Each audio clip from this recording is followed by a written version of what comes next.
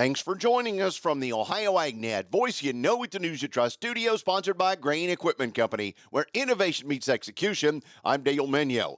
Congress appeared to reach an agreement on a year-end spending deal that includes $10 billion in economic aid to farmers and reportedly provides ethanol producers the opportunity to sell E15 year-round nationally. Rank-and-file members of Congress were waiting Tuesday afternoon for leaders to release the text of a continuing resolution to keep the government from shutting down and to extend the Farm Bill. The deal reported Tuesday includes $10 billion in economic aid for farmers. While House Speaker Mike Johnson announced that a deal had been reached on a funding bill for the government and $100 billion in aid for natural disasters, the annual bill text had not been released by late afternoon on Tuesday.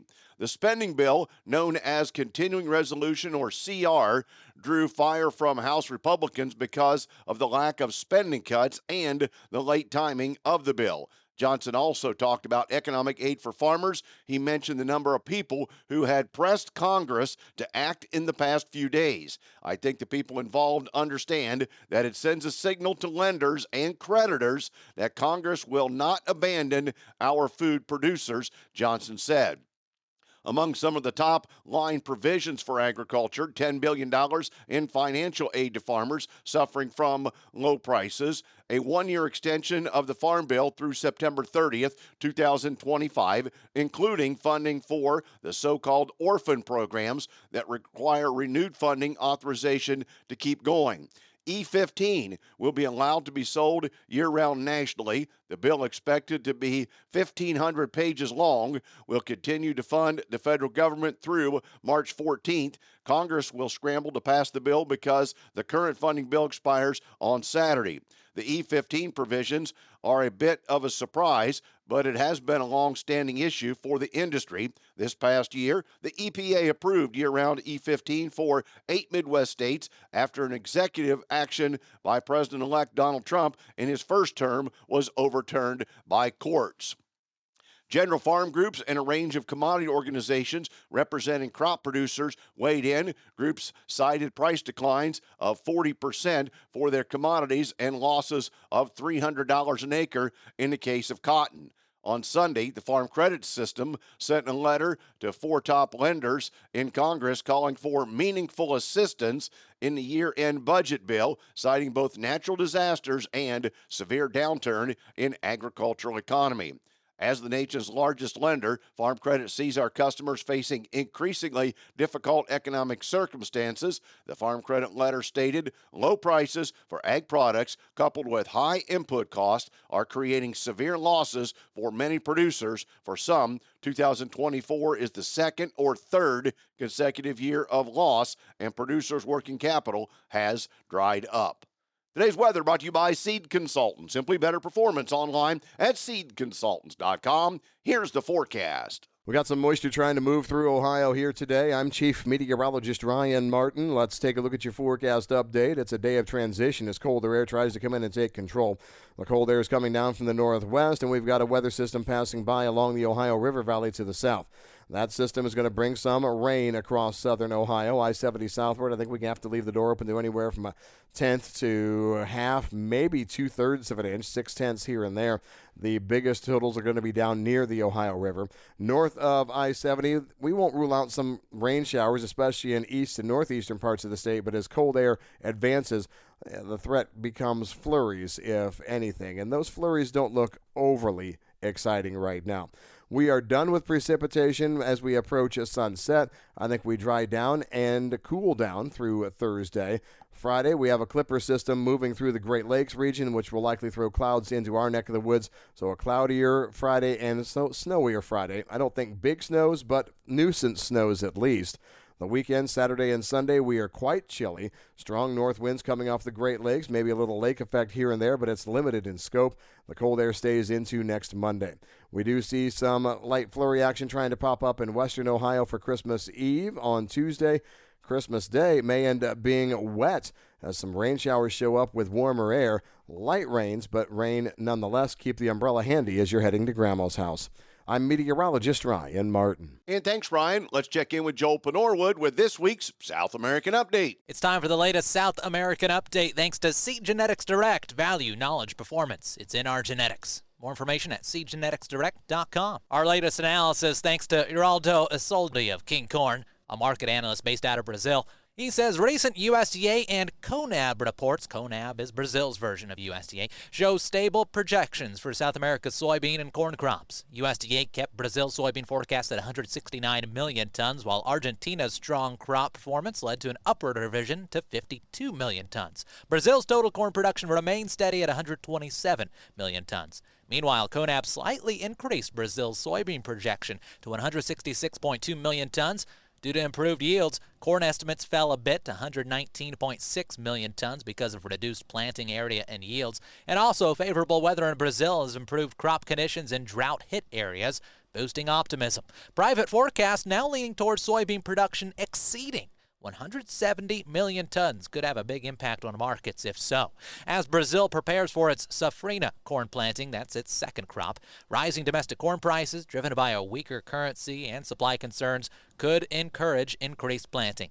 However, corn exports remain weak, down 27% year over year their way due to logistical challenges and competition. Now that's just a glimpse of the latest South American update, available right now at ohioagdat.com, thanks to Seed Genetics Direct. I'm Joel Penorwood reporting. Congressman Troy Balderson has been selected to serve as chairman of the House Energy Action Team, or HEAT by acronym, by the Republican Study Committee chairman. HEAT, founded in 2011 by Majority Leader Steve Scalise, is a coalition of House Republicans tasked with championing and promoting common sense American Energy First policy priorities. This includes initiatives to unleash affordable, reliable American energy, strengthen U.S. national security, and bring down costs for consumers.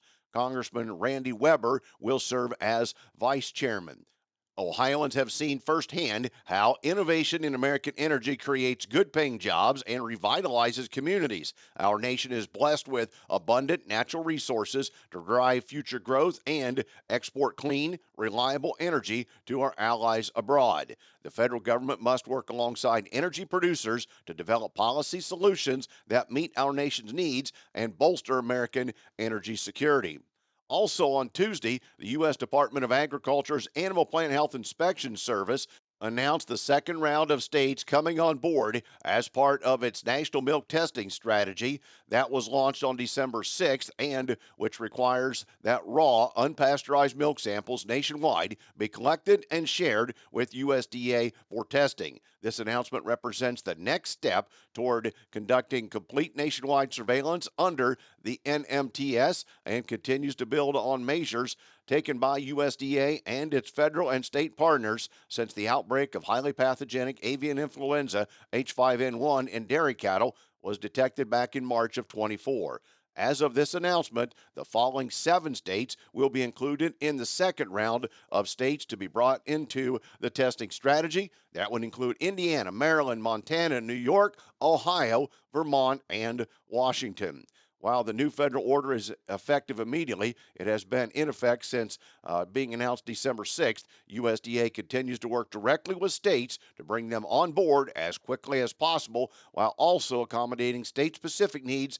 With this announcement and the initial announcement December 6th combined, the 13 states being tested under this program represents a geographically diverse mix of states, some of which have been affected by HPAI H5N1 in dairy cows, and others which have never had detections of the disease. Additionally, these first 2 groups of states represent 8 of the top 15 dairy-producing states in the country, accounting for nearly 50% of U.S. dairy production. Back with more after this.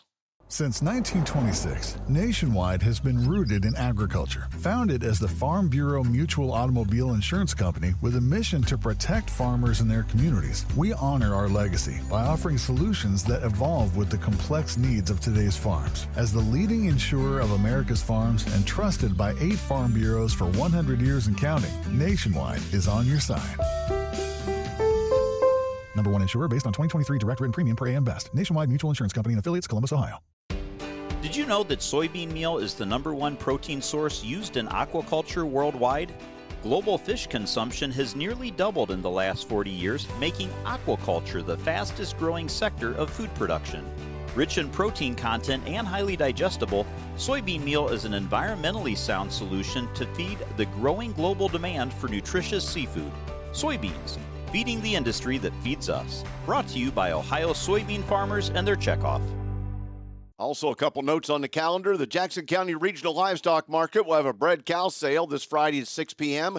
JCRLM.com, your livestock authority, has more details. Also, the Ohio Soybean Association reminding you there are two $1,000 scholarships for the 2025-26 academic year. You can get more information at soyohio.org. The deadline to apply is January 10th at 11:59 p.m. And again, soyohio.org will get you in touch. Time now for the Louis Dreyfus Grain Analysis, brought to you by the Ohio Soybean Council and your soybean checkoff. Here's Ryan Martin. No turnaround Tuesday action in the grain markets yesterday. Another day down. Now, if you want to find a silver lining, we did finish off with the lows a little bit, corn, beans, and wheat, but there was red everywhere. Not much to be had in terms of good news, but what we had, let's talk about it first. Flash reported sales were out there.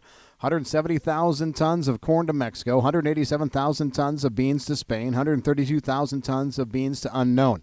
So they were all 24-25 crop year sales. It was a good set of numbers, right? That means demand is not completely dead, right? Well, apparently not right now. We just don't find any other stories to come along and help the bullish or the friendly case here overall. The unknown destination on the soybean sale was rumored to be an EU crusher, with the soy oil to be backhauled to the United States.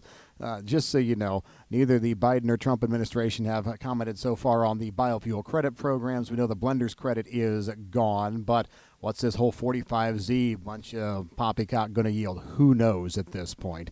That right now we're kind of trying to see what the rest of the demand picture looks like. Fund managers reporting about 5,700 contracts of beans sold yesterday, 11,000 on corn, 5,100 contracts on wheat. We're also seeing the negative ethanol margins starting to get into the discussion here. Doesn't look like they're going to be long-term, at least right now, but it is a talking point in the marketplace. Let's move to another hot topic talking point. South American weather. Once again, the latest models in that part of the world. Fantastic amounts of rain in Argentina and Brazil. We're hearing about early crop harvest going on in northern parts of Mato Grosso. This would be the same as a Mississippi Delta area starting to harvest early on in a crop year on a shorter variety bean. But still, you get the idea. Harvest is underway in parts of Mato Grosso. They'll ramp up and hit full swing probably mid to late January. All eyes on what they do on yields down in that part of the world. Everything here pointed to a lower number yesterday on the board at the close. I'm Ryan Martin. And thanks, Ryan. I'll take a look at the overnight figures after this. Hi, everyone. This is Dale Minio from the Ohio AgNet. For a quarter of a century, I powered my truck with biodiesel, traveling the state promoting agriculture. Biodiesel is a reliable, high-performance fuel that works in any diesel engine without modification. The best part is that with every mile driven, I'm fueling the economy, doing good for the environment, and supporting soybean farmers. Learn how using biodiesel can add value to every bushel of soybeans grown at soyohio.org. Today's market's brought to you by Seed Consultants. Simply better performance online at seedconsultants.com. Overnight, March corn is unchanged at $4.43.5. December new crop, $4.38, down a half a cent. The January beans are $9.68.5, down 8 1/4. March $9.68 1/4, down 10 1/4, and November new crop $9.76, down 12 3/4. In wheat, July new crop down 1/4 cent, $5.61. September $5.73 3/4, up 1/4 cent. On the livestock front, December cattle 192.25, up 22. February, though, was down 22 at 189.75, and April down 17 cents at $191.57. February lean hogs $83.20, down 35. April down 20 at $88.05. May 91.70, down 27. March feeder cattle up $1.90 at $258.27. April feeder cattle up $1.95 at $259.37. Thanks for joining us. I'm Dale Minyo. This is the Ohio AgNet.